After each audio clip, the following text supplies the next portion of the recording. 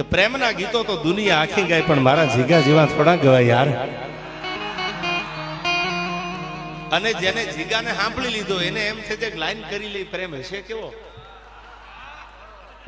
બાઈના પ્રેમ નો કરીએ કે તો મરદ કરીએ કે યાર. પણ હું એમ કહું જીગાને સાંભળ્યા પછી બાઈલા ટ્રાય મારવા માંડે, લાઈન કે અખતરો કરી, ઈ જીગો છે યાર. અને જીગાભાઈ ને સાંભળવા છે આપણે બધા નામી અનામી કલાકારો છે. બેન અલ્પાબેને પણ શરૂઆત સરસ મજાની કરી. બાદે ધરમાળો જોરાળો જુદું ઉકળે લપીદા વાળા છેડા સેનું મેઘ માળા માળા કારી સાર ખુદરા વડાળા ગાદે બાળા કારી ઝોમ ધારી હળા પટી લાયો ધારી પદમાં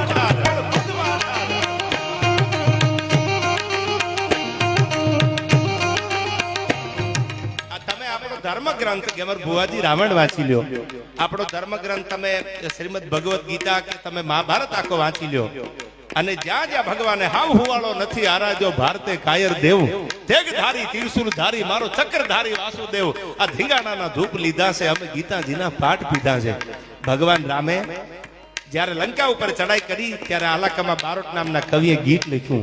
પોતાના સમાન માટે જેથી રામ લડતા હતા, જાનકીનું હરણ થાય અને બારોટજીની કલમ ઉપડે છે. જીગાભાઈ શું લખ્યું છે ગીતે? તો કવિ ગીગો ભલો ગીગા બારોટ થી માંડી એક એક બારોટોની કલમો હાલી. અને હું તો હજી કહું છું કે એકાદો ભાઈબંધ બારોટ બનાવી લેજો યાર, એને જીવતા જાણી લેજો. અને એવા બારોટ આલાકમાં બારોટે રામની લડાઈનું વર્ણન કર્યું. રામે લંકા ઉપર ચડાઈ કરી તો કેવી રીતે કરી? આ શાસ્ત્રો અને ઇતિહાસ બોલે છે સમાજ માટે I never compromise my self respect.